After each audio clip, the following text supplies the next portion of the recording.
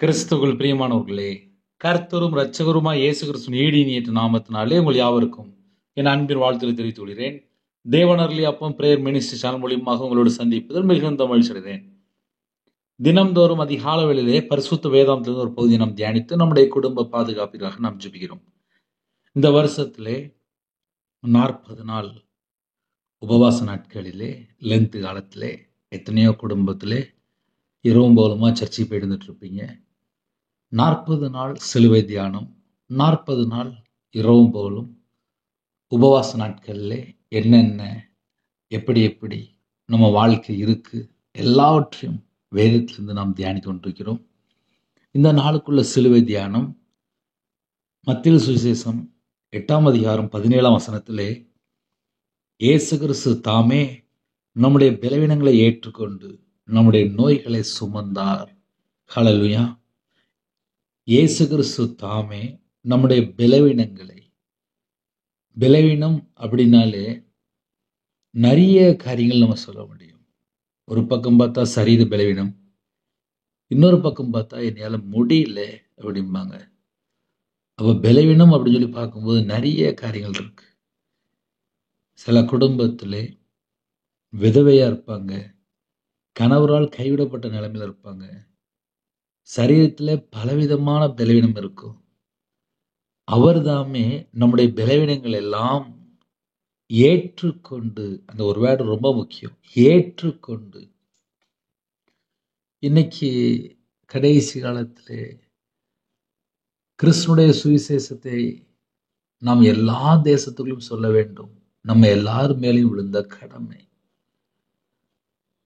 அவர்தாமே நம்முடைய பலவீனங்களை எல்லாம் ஏற்றுக்கொண்டு நம்முடைய நோய்களை எல்லாம் சுமந்தார். நம்முடைய நோய்களை சுமந்தார் என்று எழுதப்பட்டிருக்கு. ஒருவேளை என் சரீரத்தில் ரொம்ப பலவீனமா இருக்கு அப்படின்னு சொல்லி யாராவது ஒருவேளை அதிக அளவில் இணைந்திருந்தால், இயேசு கிறிஸ்து தாமே நம்முடைய பலவீனங்களை ஏற்றுக்கொண்டார். இயேசு கிறிஸ்து தாமே நம்முடைய நோய்களை சுமந்தார். இந்த வசனத்தை நீங்க சொல்லி ஜெபிக்கும் போதே உங்க வாழ்க்கையிலே எந்தெந்த காரியத்துல பலவீனம் இருக்கோ அந்த பலவீனம் எல்லாம் மாறிடும். ஒருவேளை சரீரத்தில் எனக்கு ஒரு நோய் இருக்கு, டாக்டர் இப்படி சொல்லியிருக்காங்க அப்படின்னு சொல்லி ஒருவேளை யாராவது இணைந்திருந்தால், இந்த வசனத்தை நீங்க சொல்லும் போதே உங்க சரீரத்துல நோய் எல்லாம் பறந்துடும். விசுவாசத்தோடு சொல்லுங்க. கர்த்தருடைய வார்த்தையை நம்பி, அப்பா ஏன் பலவீனங்களை தான் அப்பா சிலுவையில ஏற்றுக்கொண்டீங்க, என்னுடைய சரீரத்தில் உள்ள எல்லா பலவீனத்தையும் எல்லாம் நீங்க சிலுவையில ஏற்றுக்கொண்டீங்களப்பா, எனக்கு ஒரு பரிபூர்ணமான சுகம் தாங்கப்பா. நம்முடைய நோய்கள் எல்லாம் சுமந்தார். நம்ம சரீரத்தில் என்னெல்லாம் பலவீனம் இருக்கோ, என்னெல்லாம் நோய் இருக்கோ எல்லாவற்றையும் தாமே சிலுவையில சுமந்தார். அவருடைய தழும்புகளாலே குணமானீர்கள் என்று எழுதப்பட்டிருக்கு. இன்னைக்குள்ள சிலுவை தியானத்திலே இயேசு கிறிஸ்து தாமே நம்முடைய பலவீனங்களை ஏற்றுக்கொண்டு, இயேசு கிறிஸ்து தாமே நம்முடைய நோய்களை சுமந்தார். ஹல்லேலூயா. இன்னைக்குள்ள உபவாச நாட்களிலே வேத தியானத்திலே ஒரு முக்கியமான காரியங்களை நாம் தியானிக்க போகிறோம். ஏசாயா 38ஆம் அதிகாரம் 3ஆம் வசனத்திலே, கர்த்தாவே, நான் உமக்கு முன்பாக உண்மையும் மன உத்தமமாய் நடந்து உமது பார்வைக்கு நலமானதை செய்தேன் என்பதை நினைத்தருளும் என்று விண்ணப்பம் பண்ணி எசேக்கியா மிகவும் அழுதான் என்று எழுதப்பட்டிருக்கு. இன்னைக்குள்ள தியானத்திலே, கர்த்தாவே, நான் உமக்கு முன்பாக உண்மையும், ஆவிக்குரிய வாழ்க்கையிலே பரிசுத்தம், உண்மை, நீதி, கீழ்ப்படிதல், இது எல்லாமே முக்கியம்.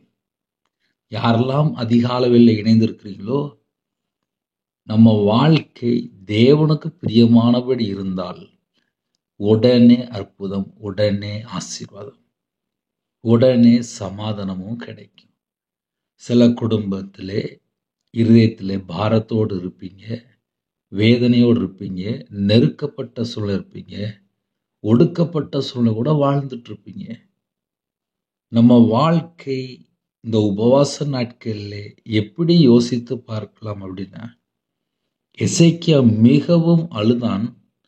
ஆனா அவர் ஜெபிக்கும்போது சில முக்கியமான பாயிண்ட் சொல்றாரு. நான் உமக்கு முன்பாக உண்மையும் மன உத்தமுமாய் நடந்து.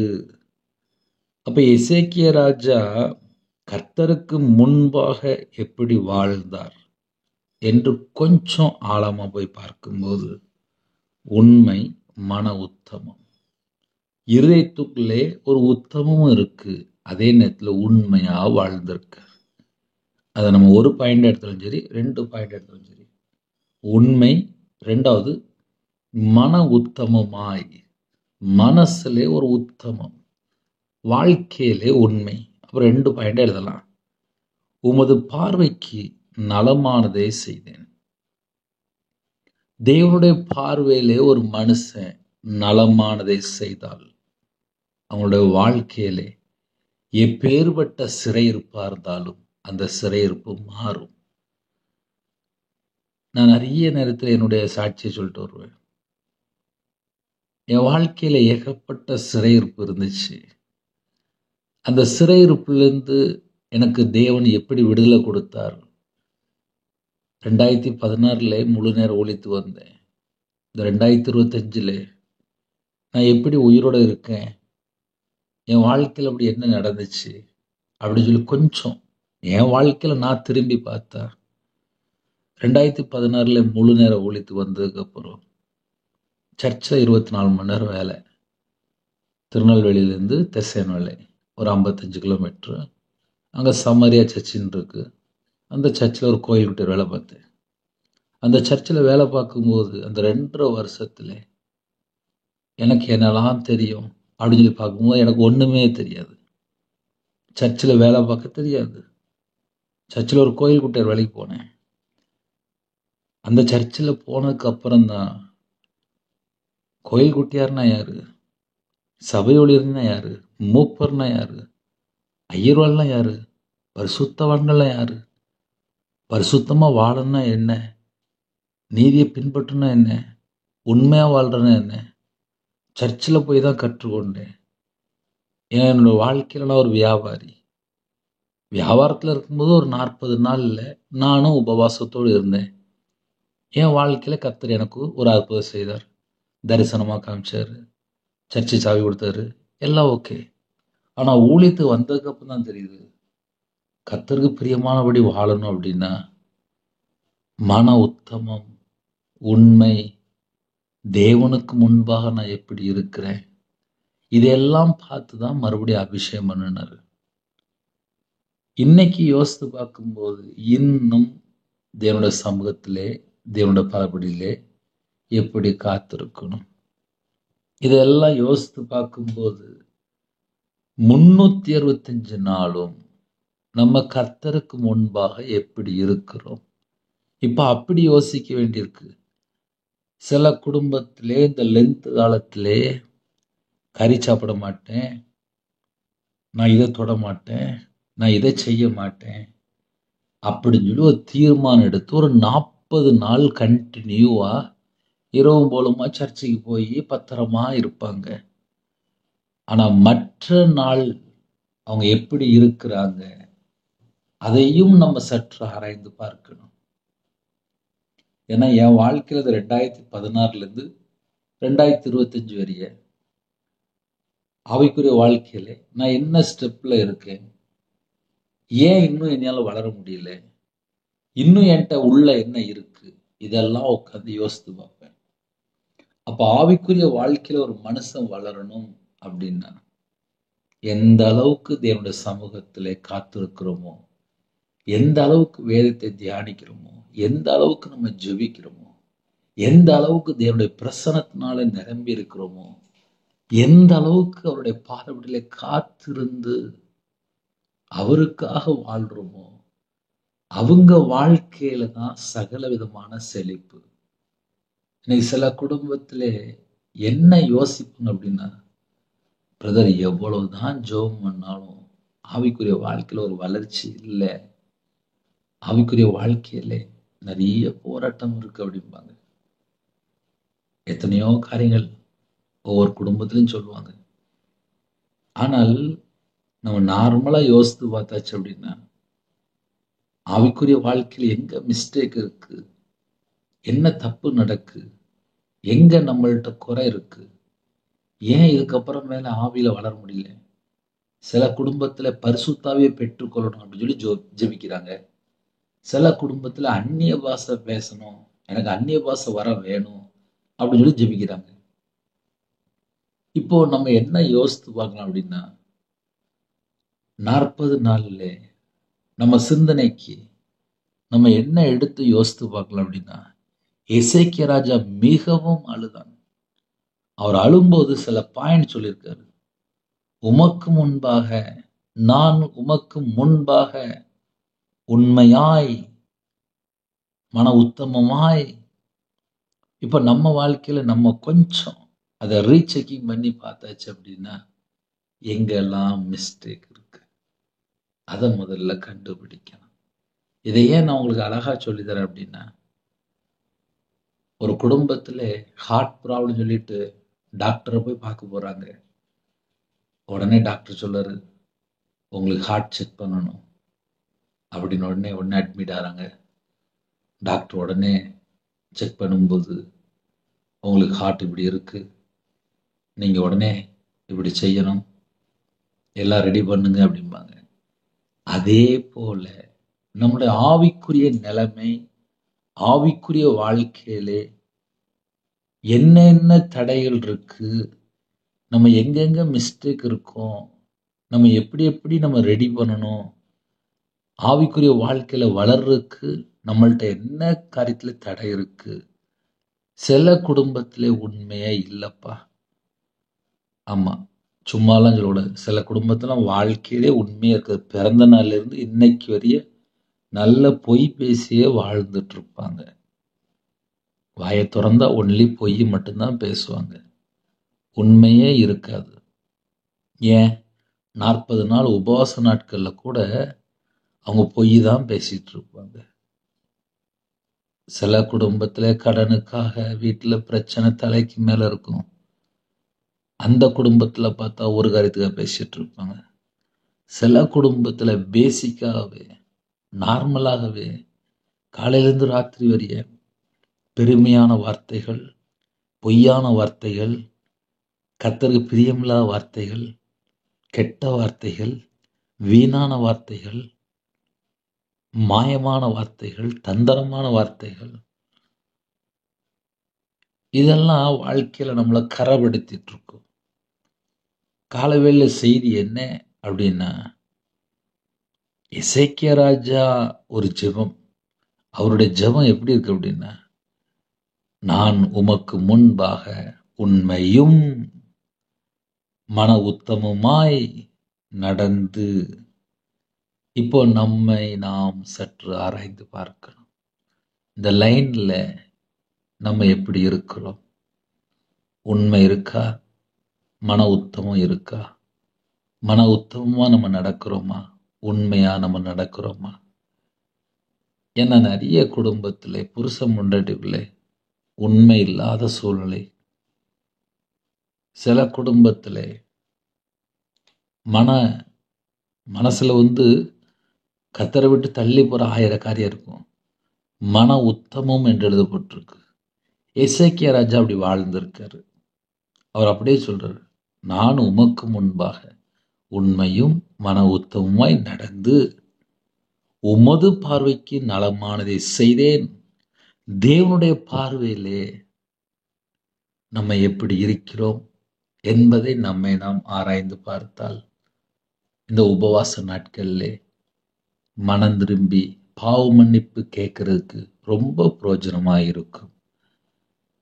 ஏன்னா மனம் திரும்பும் போதுதான் பாவங்கள் மன்னிக்கப்படும். நான் 2016 சர்ச்சுக்கு வந்ததுக்கு அப்புறம் கையில பைபிள் எடுத்து வாசிக்கிட்டே இருப்பேன். எனக்கு பைபிள் வாசிக்கணும்னா ரொம்ப பிடிக்கும். கையில பைபிள் எடுத்து வாசிக்கும்போது புரியாது, எழுத்து கூட்டி வாசிப்பேன். சில வசனங்களுக்கு அர்த்தம் தெரியல அப்படின்னா பெரியவங்கள்ட்ட கேட்பேன், வயசானவங்கள்ட்ட கேட்பேன். சர்ச்சில் போய் பைபிள் வாசிச்சுட்டு இருப்பேன். சபையுள்ளவர்கிட்ட கேட்பேன், இப்படியாக என்னுடைய ஆவிக்குரிய வாழ்க்கையில வளர்றதுக்கு பல முயற்சி எடுத்தேன். பல முயற்சி எடுக்கும்போது தெரிஞ்சது, வசனத்தினால சுத்திகரிப்பு, வசனத்தினால பரிசுத்தமாக்கப்படுகிறேன். என் வாழ்க்கையில நான் கர்த்தரை விட்டு எங்கெல்லாம் தள்ளி போனேன். வசனத்தை வாசிக்கும் போது என்னோட வாழ்க்கை இப்படிதானப்பா இருந்துச்சு. என் வாழ்க்கை இவ்வளவு குறை இருந்துச்சுல்ல. என்னை மன்னிச்சிருவீங்களா? என்னை மன்னிப்பீங்களா? அப்படின்னு சொல்லி என்னோட சமூகத்துல காத்திருந்து தாழ்த்த ஆரம்பிச்சேன். இதை ஏன் உங்களுக்கு சொல்லிதானே அப்படின்னா, அதிகால வேளையிலே நம்ம குடும்பம் பாதுகாக்கப்படணும், ஆசீர்வதிக்கப்படணும். சில குடும்பத்துல பலவீனத்தோடு இருந்தீங்க அப்படின்னா இன்னைக்குள்ள செய்தி உங்களுக்கு பிரயோஜனமா இருக்கும். ஏன்னா இன்னைக்குள்ள செய்தியினுடைய டாபிக் அதுதான். ஆனா நம்ம வாழ்க்கையில உண்மை இருக்கா, மன உத்தமம் இருக்கா, தேவனுடைய பார்வையில நம்ம எப்படி இருக்கிறோம்? உமது பார்வைக்கு என்று எழுதப்பட்டிருக்கு. அவருடைய பார்வையில் நம்ம எப்படி இருக்கிறோம்? உமது பார்வைக்கு நலமானதே செய்தேன், உமது பார்வைக்கு நலமானதே செய்தேன். அப்படி நம்ம ஜெபிக்க நம்ம வாழ்க்கையில எல்லாமே கிளியரா இருக்கா? அதை நம்ம கொஞ்சம் யோசித்து பார்த்துக்கலாம்.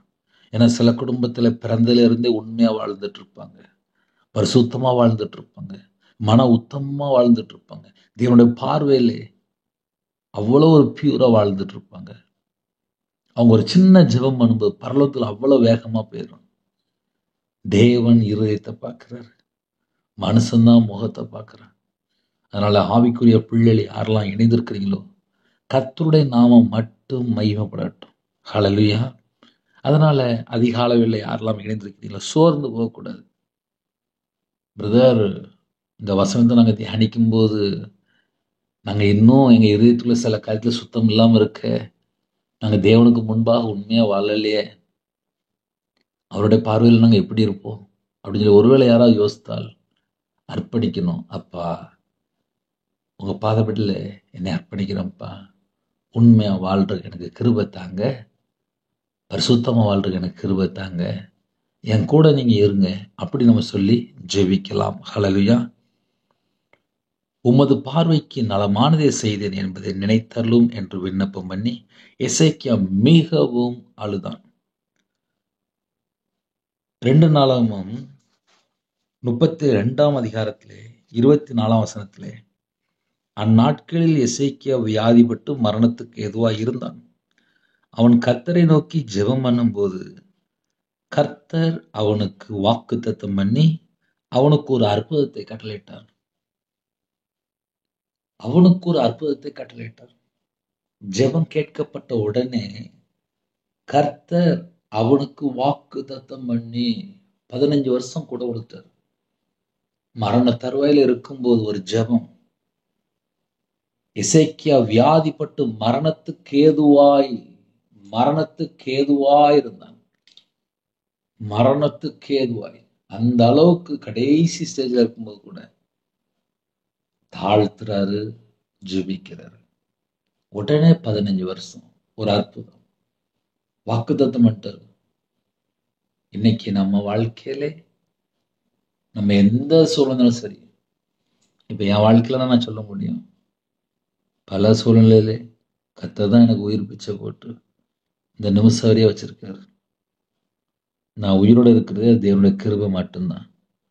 தேவன் அருளி அப்ப மினி சேனல் யாரெல்லாம் இணைந்து ஜெபிக்கிறீங்களோ முடிந்தால் எனக்காக டெய்லி ஒரு நிமிஷமாவது, என் பேர் ரவிராஜ், எனக்காக ஜெபித்துக் கொள்ளுங்கள். ஏன்னா அதிக அளவில் இணைந்திருப்பீங்க.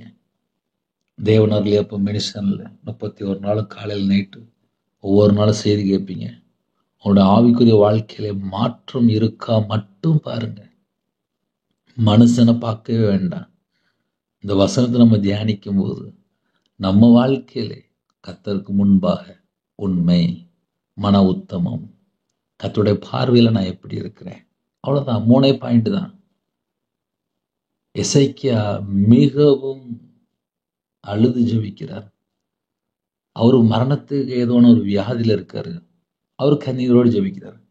இப்ப நம்ம குடும்பத்திலே, சில குடும்பத்திலே கடன் பிரச்சனை இருப்பாங்க, திருமணம் முடியாம இருக்கும், பிள்ளைகளுக்கு வயசாயிட்டு இருக்கும், சில குடும்பத்துல வேற வேற பிரச்சனை இருக்கும். கடன் பிரச்சனை இருக்கும், கணவர் பிரச்சனை இருக்கும், குடும்ப பிரச்சனை இருக்கும், வாழ்க்கை பிரச்சனை இருக்கும், வேலைக்கு போற இடத்துல பிரச்சனையா இருக்கும், எங்கேயாவது ஒரு இடத்துல பிரச்சனை இருக்கும்.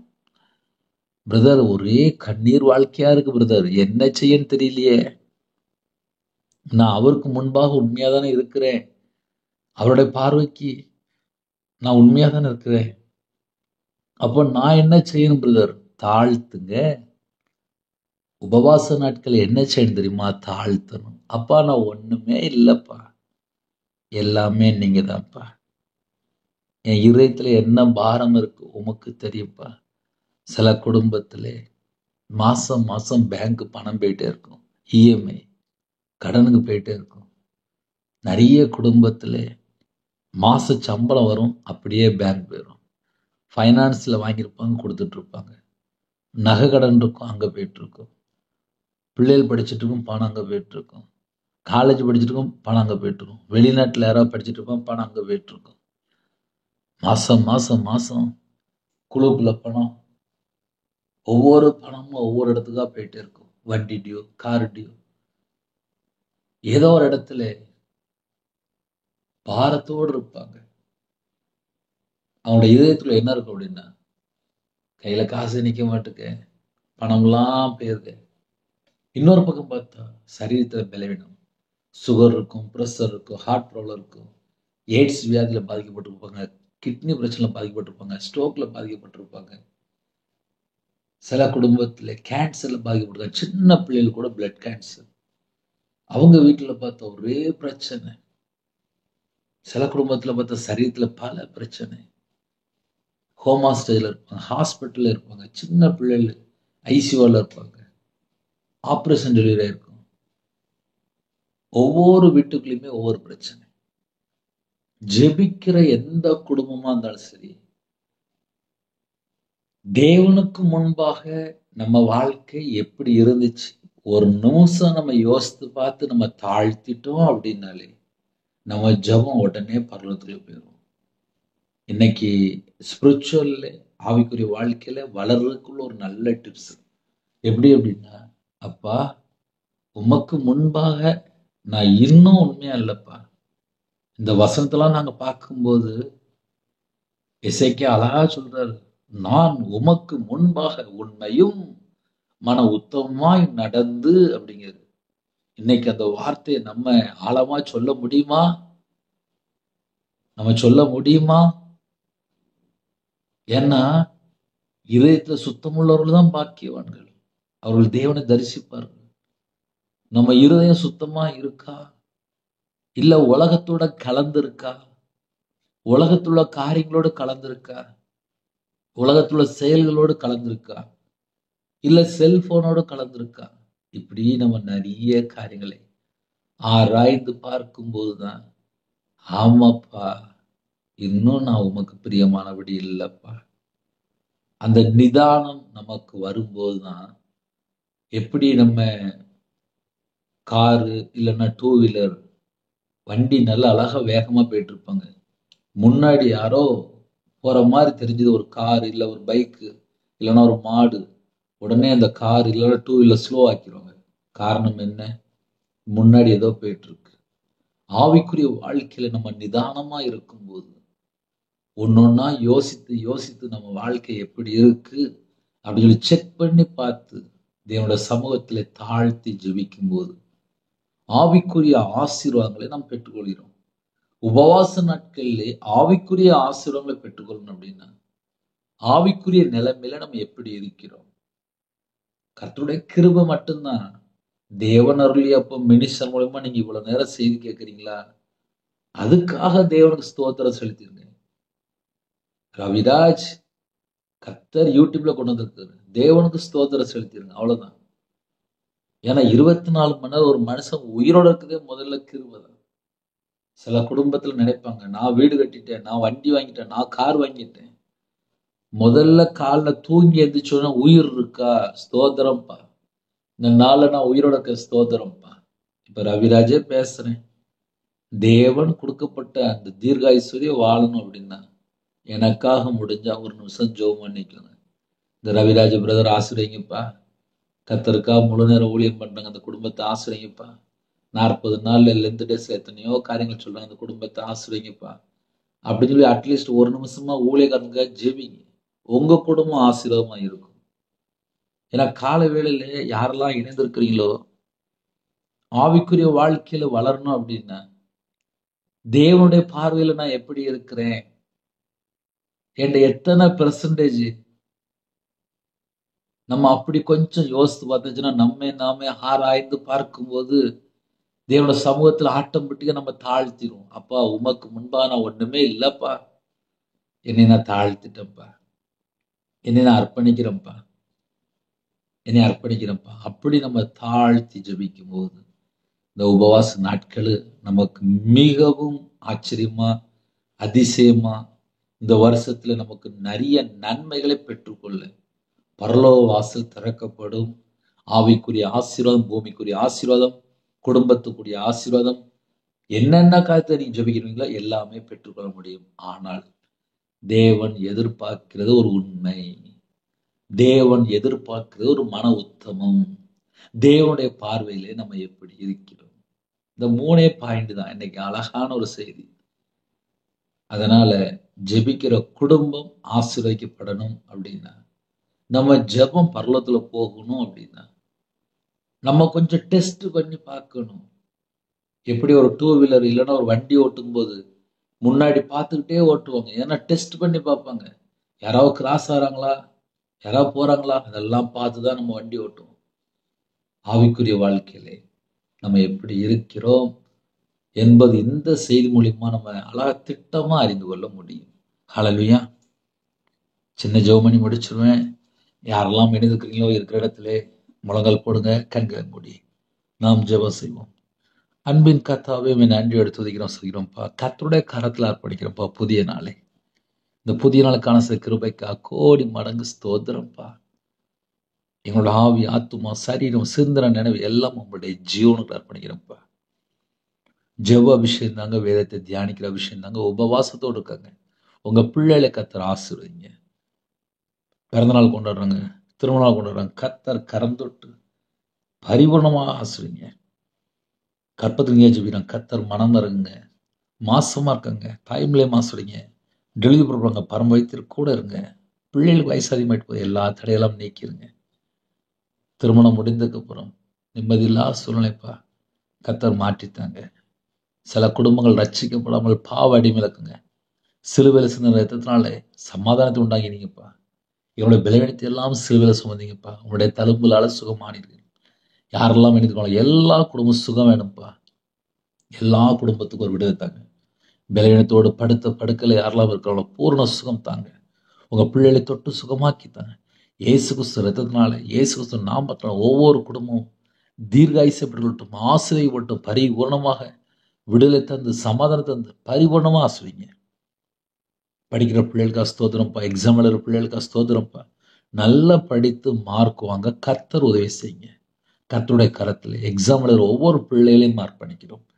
தேவனர்லேயே அப்போ மினிஷன்ல ஆசிரியங்க. இணைந்திருக்கிற குடும்பங்கள் ஜீவ புஸ்தகத்தில் எழுதப்படணும்ப்பா. நாங்கள் பரலோகத்தில் வரும்போது அப்பா முகமுகமாக உங்களை பார்க்கணும்ப்பா. இந்த பூமியில எங்களை பரிசுத்தப்படுத்துங்கப்பா. உங்க ரத்தத்தினால கழுவி சுத்திகரிங்கப்பா. யாரெல்லாம் தாழ்த்துறோங்களோ எங்க வாழ்க்கையில கத்தரை விட்டு நாங்க எங்களா தள்ளி போனோமோ அந்த பாவத்தை மன்னிச்சிருங்கப்பா. மன்னிச்சிருங்க, மன்னிச்சிருங்க. ஜெபிக்கிற குடும்பத்தை கத்தர் ஆசிரியங்க. உபவாச நாட்கள் ஆசிரியங்க. காத்திருக்கிறாங்க, உபவாசத்தோடு காத்திருக்கிறாங்க, கத்தர் ஆசிரியங்க. நிறைய கடன் பிரச்சனை, இந்த கடன் பிரச்சனைக்கெல்லாம் ஒரு முடிவு கொண்டு வாங்கப்பா. கண்ணீரை துடைச்சிருங்கப்பா.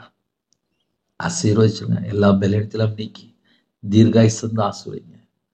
உபவாச நாட்கள்ல நேரத்தை வேஸ்ட் பண்ணாமல் உங்களுடைய பாதவில்லை காத்திருக்க கத்து கிருபை செய்யுங்க. இரவு மூலமா ஜெபிக்கிறாங்க, பொருத்தனை பண்ணியிருக்காங்க, உபவாசத்தோடு இருக்காங்க, வேற வேற தேசத்துல இருக்காங்க, காலை வேளையில வேலைக்கு போறாங்க, பஸ்ல போறாங்க, டிரைவிங் லைன்ல இருக்காங்க, கவர்மெண்ட் ஆஃபீஸ் எல்லாரையும் உங்களுடைய கரத்துல அப்படிடும். வியாபாரிகள் உங்களுடைய கரத்துல அப்படிடும். காலவே இல்லை யாரெல்லாம் இணைந்துக்கலாம் எல்லா குடும்பமும் இயேசு கிறிஸ்து ரத்த கோட்டைகளை வேல் அடைத்து மூடி மறைத்து பாதுகாத்துங்க. எல்லா குடும்பமும் ரட்சிக்கப்படணும். உமக்கு பிரியமானபடி வாழணும். என்னோட வாழ்க்கையை உங்களுடைய கரத்தில் அப்படின்னும் கர்த்தர் பொருட்படுத்துங்க. துதிகான மகிமை எல்லாம் ஒவ்வொருக்கே செலுத்திடும். இயேசு கிறிஸ்துவின் பிதாவே ஆமென். தேவனுக்கு மகிமுண்டதாக. கர்த்தர் தாமே உங்களையும் உங்கள் குடும்பத்தையும் சகல காரியத்திலும் சம்பூர்ணமாக திருப்தியாக கர்த்தர் கொடுத்து நிரப்பி பரிபூர்ணமாக ஆசீர்வதிப்பாராக. ஆமென். கர்த்தராகிய இயேசு கிறிஸ்துவின் கிருபையும் பிதாவாகிய அன்பும் பரிசுத்தனுடைய ஐக்கியம் இப்பொழுதும் எப்பொழுதும் சதா காலங்களிலும் நம் மனோடு கொடுப்பதாக. ஆமென். கிறிஸ்துவில் பிரியமானவர்களே, கொஞ்ச நேரத்தானே ஜெபம் பண்ணுங்க, உங்க கூட பேசுவார். ஹல்லேலூயா. 9363064181 நம்பர் உண்டால் நாங்கள் உங்களுக்காக குடும்பத்துக்காக ஜெபிப்போம். நீங்களும் என்னுடைய ஊழியக்காரத்துடன் ஜெபித்துள்ளுங்கள். கர்த்தர் உங்களையும் உங்களுடைய வம்சத்தையும் உங்களுடைய ஊழியத்தையும் உங்களுடைய குடும்பத்தையும் கர்த்தர் ஆசீர்வதிப்பாராக. ஆமென். God bless you.